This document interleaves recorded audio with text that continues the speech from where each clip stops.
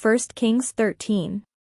While Jeroboam was standing by the altar to offer incense, a man of God came out of Judah by the word of the Lord to Bethel and proclaimed against the altar by the word of the Lord, and said, O altar, altar, thus says the Lord, a son shall be born to the house of David, Josiah by name, and he shall sacrifice on you the priests of the high places who offer incense on you, and human bones shall be burned on you.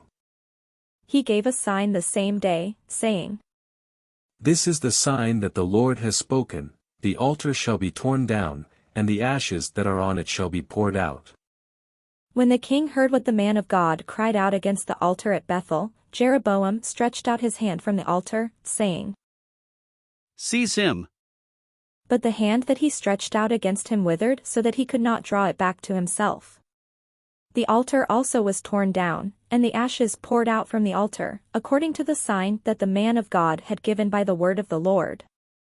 The king said to the man of God, Entreat now the favor of the Lord your God, and pray for me, so that my hand may be restored to me.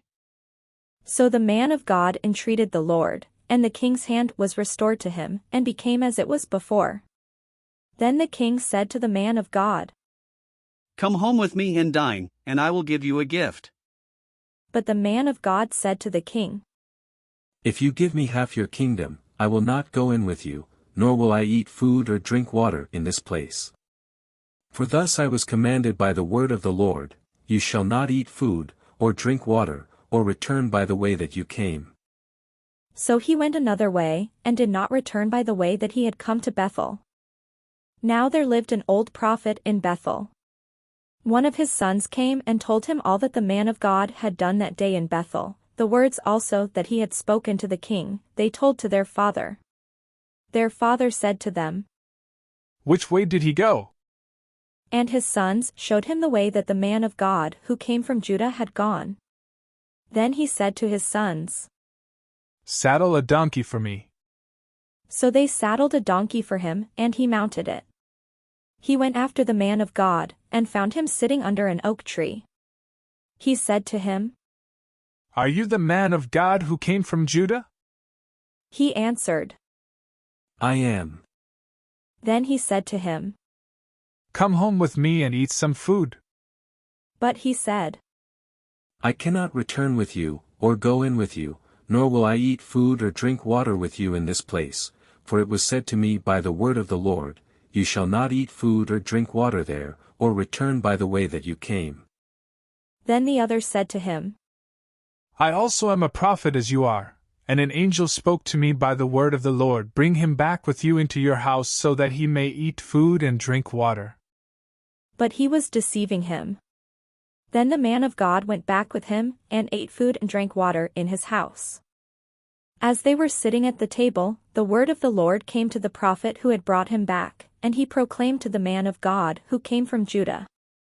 Thus says the Lord, Because you have disobeyed the word of the Lord, and have not kept the commandment that the Lord your God commanded you, but have come back and have eaten food and drunk water in the place of which he said to you, Eat no food, and drink no water, your body shall not come to your ancestral tomb.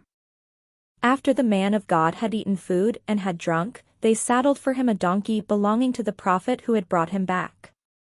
Then as he went away, a lion met him on the road and killed him.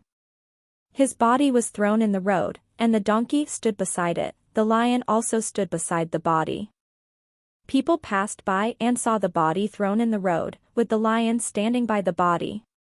And they came and told it in the town where the old prophet lived.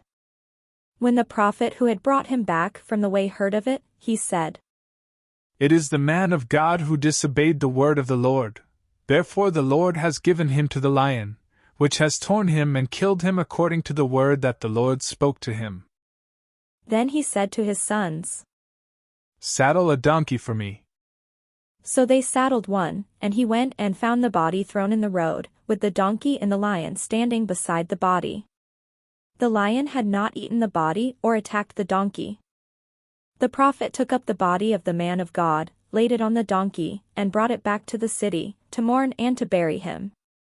He laid the body in his own grave, and they mourned over him, saying, Alas, my brother!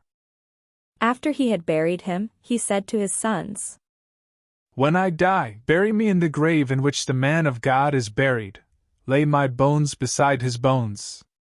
For the saying that he proclaimed by the word of the Lord against the altar in Bethel, and against all the houses of the high places that are in the cities of Samaria, shall surely come to pass.